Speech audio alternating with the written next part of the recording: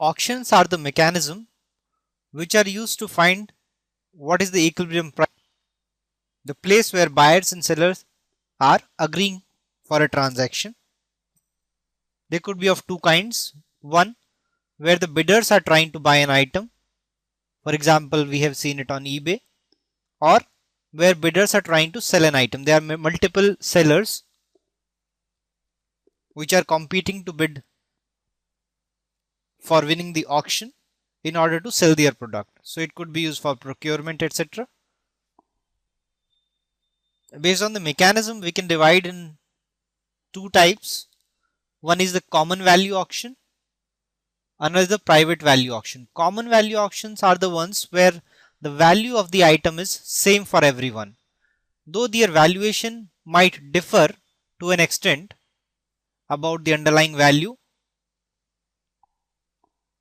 but still overall the value of the item is same to everyone. For example, if it is an oil well or timber, etc., it is going to have similar value because every player is going to use these items in the same way, so the value to them is same. This is called common value auction. On the other hand, we have private value auction where the bidders know the value of the item to themselves with certainty, but they do not know what is the value to other bidders. For example, the collectibles, paintings, etc., art items, where the value of that particular item is different for every bidder. So that is private value auction. Now let us move to the methods for auctions. Four most commonly used items for auction are: first is open outcry English auction, which is following the mechanism of ascending price. Here the auctioneer starts at a reserve price and starts increasing the price until only one bidder is left. So every time a new bid comes, others try to outbid it, and finally there is only one bidder left to which the product is to be sold at the price which he is quoting. So the bidder wins the auction in the end, the one which is left. Then we have first price sealed bid auction. This kind of auction is not in open. Everyone write down the bid in the secret. The person with the highest bid wins and pays what he has bid. Then we have a variant of this, which is second price sealed bid auction. This is very similar to the one which we just discussed. Everyone write down the bid in secret and the one with highest bid wins, but the only difference is the price which he pays is that of the second highest bid, not the one which he has bid. And finally we have Dutch auction, which is descending price. It starts at a higher price and the auctioneer keeps reducing the price until it gets a buyer. So finally a bidder accepts the price at which it ends. This is Dutch auction. This is one common term used, winner's curse. It indicates that the one who wins the bid can have this doubt whether he has paid more than what was required. So he might be always under the impression that he has overpaid. So it is said that you win, you lose money and you curse. That is why the term winner's curse. The Dutch auctions are used for share repurchase also, when the company is agreeing to buy a fixed amount of its outstanding shares and with a price range given. For example, if company decides that out of say 100,000 outstanding shares, it is trying to buy back 10%, which is say 10,000 shares, then it will give a price range also. For example, 100 to 120, that would be the price range given by the company. And then it starts buying from the cheapest price available. All the investors who are interested in selling their shares back, they will start giving different quotes, and then the company starts buying from the lowest price first, and it keeps going up until they finish the amount, until they finish this 10,000 shares which they have promised. In the case of US Treasury security auctions, they use single price auction. Here all successful competitive bidders and all non-competitive bidders are awarded securities at the price which is equivalent to the highest rate or yield accepted by competitive tenders. So we are going to use the price given by competitive bidders, but at the same price both competitive as well as non-competitive bidders will be provided these treasury securities. Let us move to the next concept, the consumer surplus. We have already seen the demand curve and supply curve. We know that they cut at a particular point, which gives us the equilibrium quantity and equilibrium price. This is the price at equilibrium. So this tells us the point at which the buyers and sellers have a consensus that at this price, whatever quantity is demanded, that we will be able to supply that. But if we look at the demand curve, we know that there were some people who were willing to buy this product at a higher price, say P1. There were Q1 quantity which could be sold at price P1 because the demand was there. Q2 quantity, or we can say Q2 minus Q1, could be sold at price P2, or we can say Q3 quantity could be sold at price P3. So there are always some people who were willing to buy that particular product at a higher price, but the demand will be less than the overall demand at equilibrium. But this indicates that there is some surplus available with the consumer, or we can say the consumers are at advantage, they are gaining something because of these market forces. Because of the market, they are able to buy their products at P equilibrium while they were willing to pay even a higher price than that. This is called consumer surplus, the area which is below the demand curve and above the price at which the transactions are taking place. So we can say it's the area below demand curve but above the actual price paid. It is the difference between the amount consumers are willing to pay and the amount they actually pay. So this is the benefit of the market to the consumers, as it is described in this example as well. When the market price is $3, the 40th unit will not be sold because for that price has to be lower. It has to be $1. 20th unit will be sold because that is the quantity at which price could be $3. The demand could be that much. The 10th unit will also be sold, though the consumers were willing to pay $5, but they will also sell at $3. So there will be a consumer surplus because of that. So we can summarize, the area represented by the distance above the actual price paid and below the demand curve is called consumer surplus. That is the area. This represents the net gains to buyer from the market exchange, and the lower the market prices, higher will be the amount of consumer surplus in the market.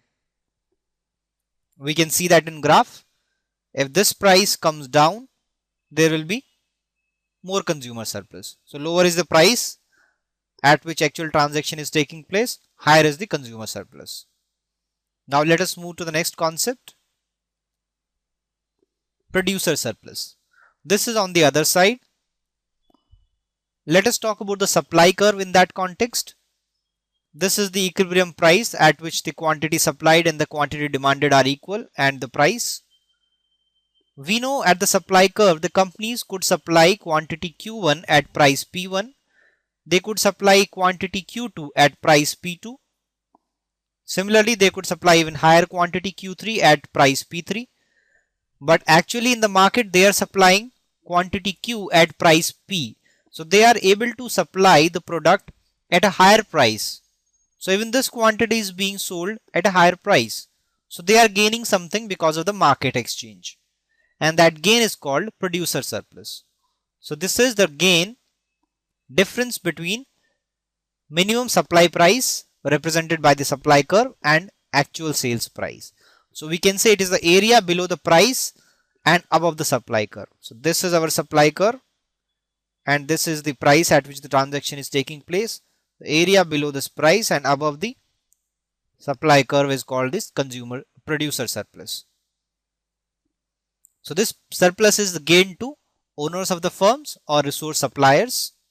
Now based on these two concepts, we have concept of total surplus, which is nothing but the summation of these two. We know that this is consumer surplus, the area below the demand curve and above the price, and the area below the price and above the supply curve, this area is producer surplus, and if we sum these two up, we get total surplus.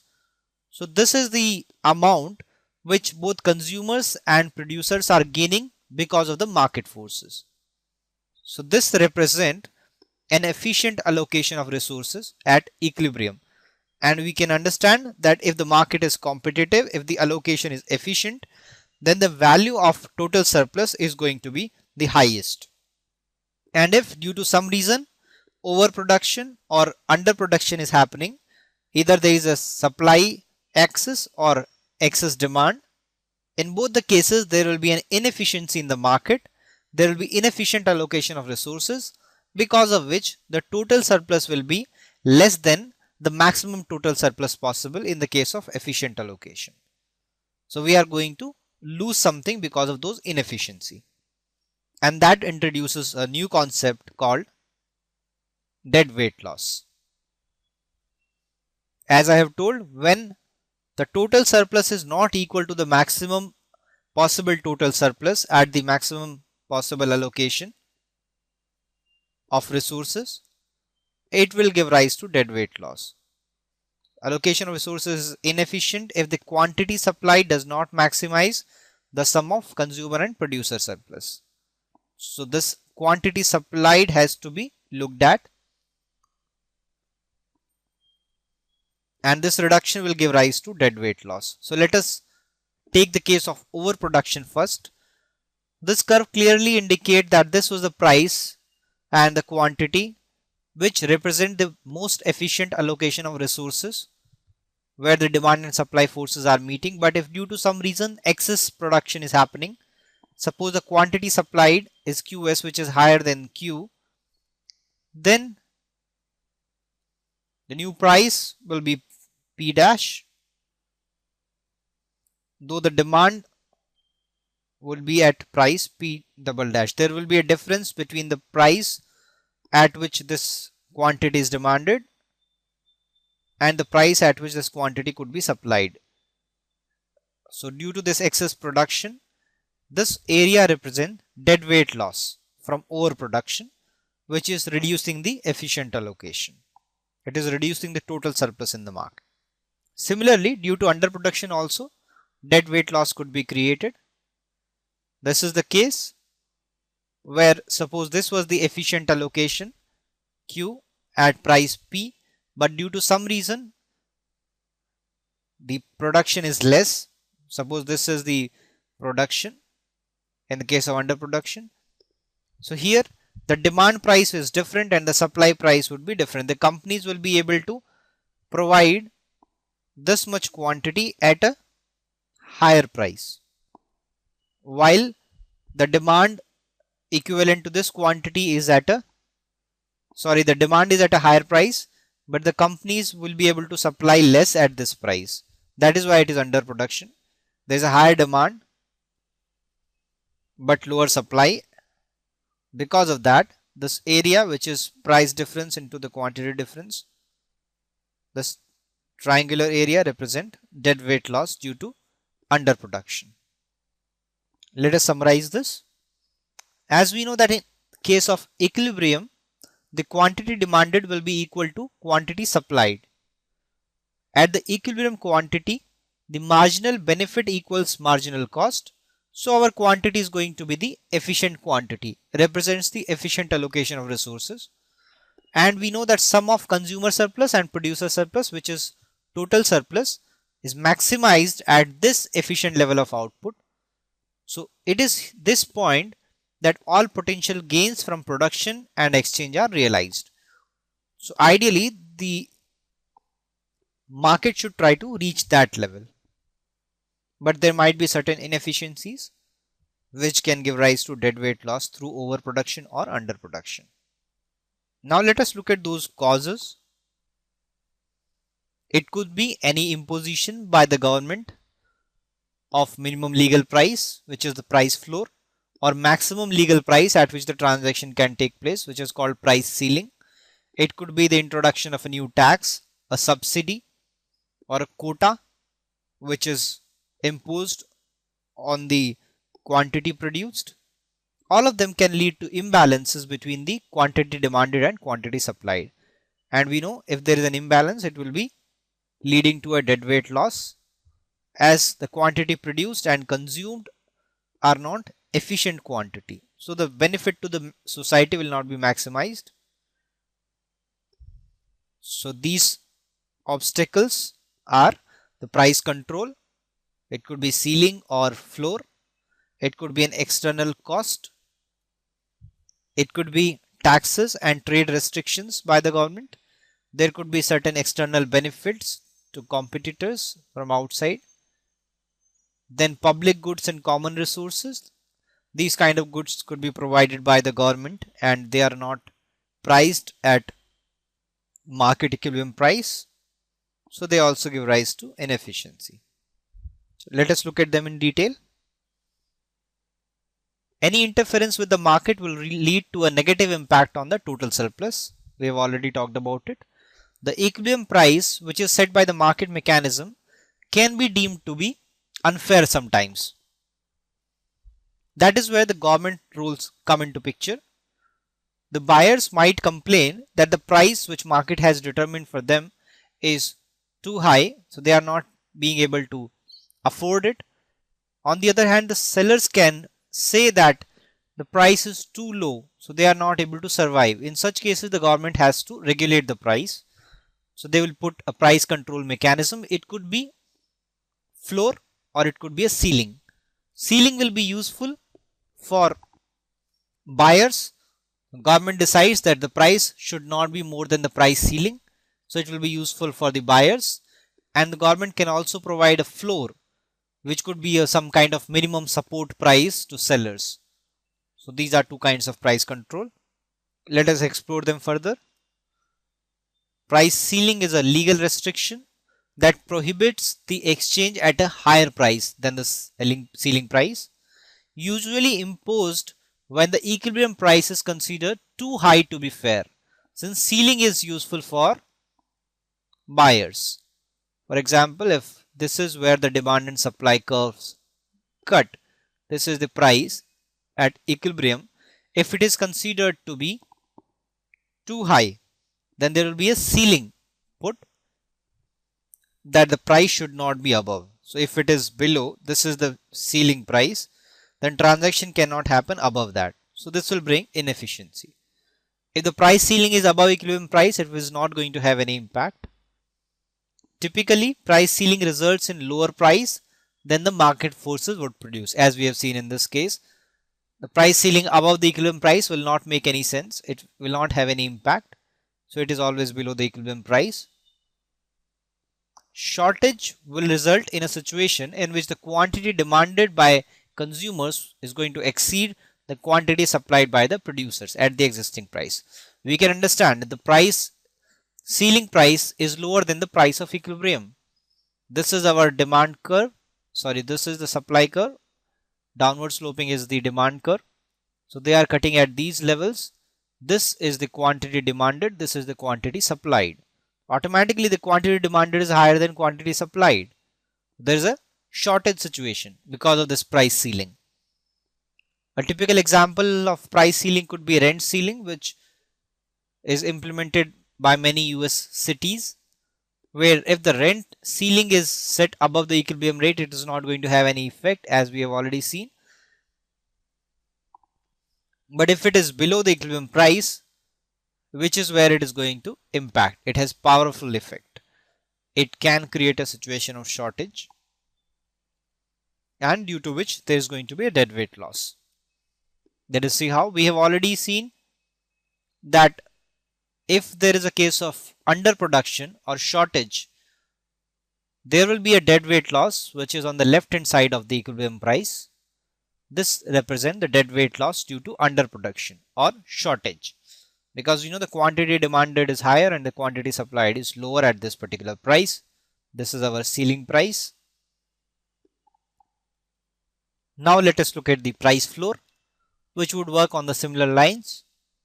It is the minimum price that can be legally charged. It usually fixes the price of a good or resource above the market equilibrium level. That will have an impact. Suppose this is the equilibrium level, and if the price floor is set to be above that, then no transaction can take place below this. This is the floor level. And since it is above equilibrium price, it is going to have an impact. What impact does it have? On our supply curve, at this price, the quantity supplied will be more and the quantity demanded is going to be less. So when supply is more, it is the case of overproduction, and again we are going to have a deadweight loss due to overproduction. Some examples of price floor could be the agricultural support prices which are set by the government, or it could be minimum wage legislation where the floor level of wage has been decided by the government and no labor could be paid below that. Now let us look at the impact of taxes. In tax, there are two things, the tax incidence and tax burden. Tax incidence is the point at which the parties are supposed to be paying the taxes. It could be division among buyer and seller, or it could be one of them. The tax burden could be shared between the buyer and seller partially or equally, or it could be not shared at all and bear by only one party. The tax on goods or service increases equilibrium price and decreases the equilibrium quantity. So the impact on equilibrium is going to be similar to which we have in the case of price floor. Since it is going to push the equilibrium price up, there will be case of shortage. Sorry, if it is the case of shortage, it should behave the same way as the price ceiling, not the floor. Let us explore the two cases in that. First is when the tax is on producer or seller, then what is going to happen? Because of the tax, the supply curve is going to shift upwards, or we can say leftwards. Now it is going to cut the demand curve at a new place here where the companies are supplying the lesser quantity and at a higher price due to the tax.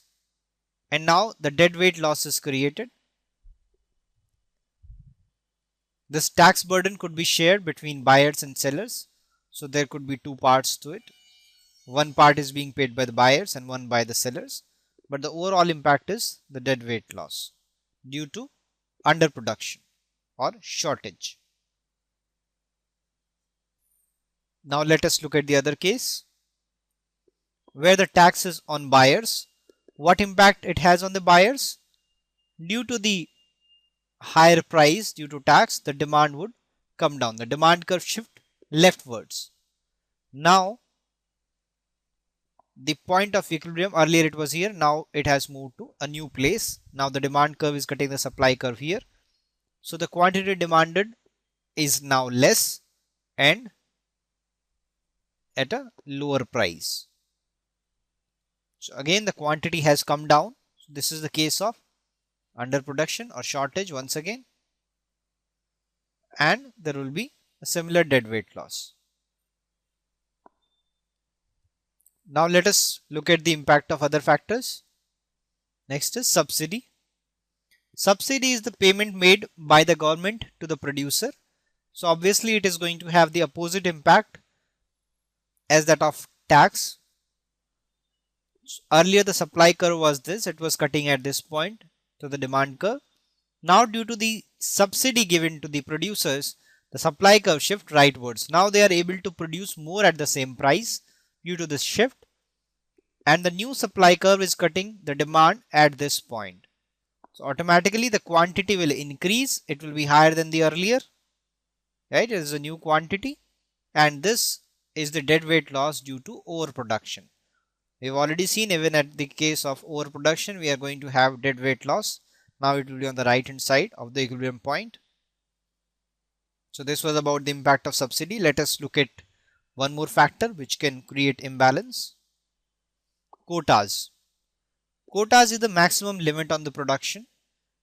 production quota. It is applied to the quantity of good that should be produced, the upper limit. Now we know that this is the equilibrium point. This is the quantity which should have been produced, but due to the quota, the companies are allowed to produce only Q1. So there will be a case of underproduction. There will be a shortage of this quantity, and due to which the dead weight loss will be created on the left hand side of the equilibrium price, and we can see that inefficiency has been created due to this production quota. Now let us move to the new concept, which is elasticity of demand. We have already seen that the demand curve is downward sloping and it represents the effect of price change on the quantity demanded.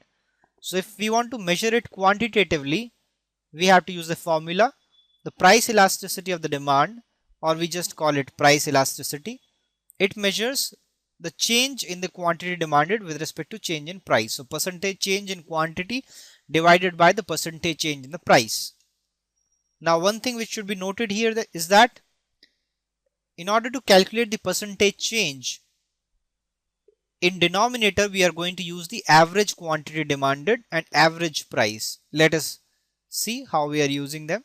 Suppose the price moves from 20 to 22 and the quantity changes from 10 to 8, the quantity which is demanded. So we can see that if price is rising, the quantity demanded is falling. So what should be the price elasticity in this case? What is the percentage change in quantity demanded, which is difference is 2 and it is negative.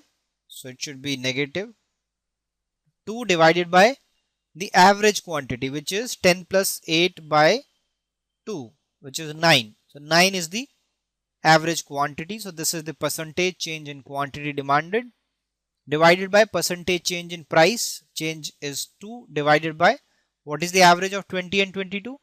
21 into 100. So this is what give you minus 2.33. Minus represents the opposite relationship in the change in quantity demanded and change in the price. So there's an inverse relationship. The demand curve is downward sloping, that is reflected in the negative sign. So this is how we calculate the price elasticity. Now this quantitative number is going to tell us whether the demand of that particular product is highly elastic or less elastic, perfectly elastic or inelastic. Let us look at these curves. First is the case of perfectly inelastic. We can see where the percentage change in price is huge, but the quantity changed is nothing.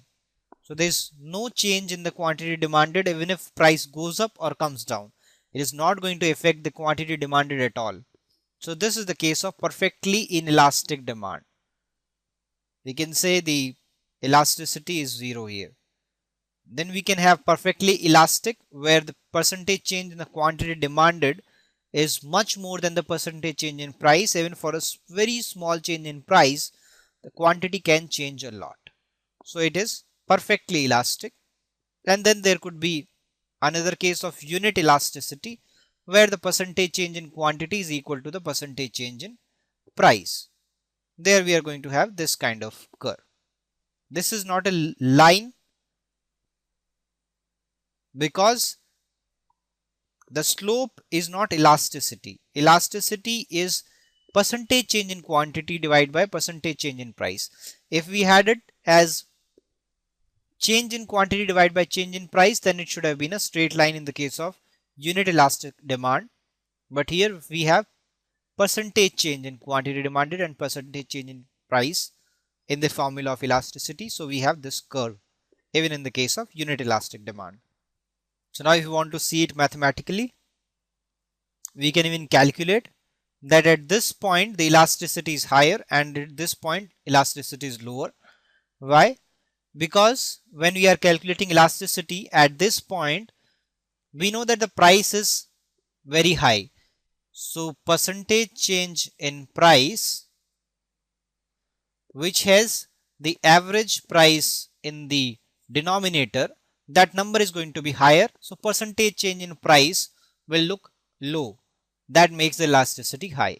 Similarly, when we are talking about the right hand side of the curve, we have low elasticity because the price range is lower here and the quantity range is higher. So average quantity is high, the average price is low, which makes the percentage change in price high and percentage change in quantity low, which is making elasticity low.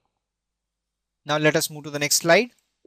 The total revenue, as we know, it is just the multiplication of the price and the quantity, which depends. If we want to change the total revenue, we need to look at the elasticity of the demand. We know that change in price is going to impact the quantity demanded.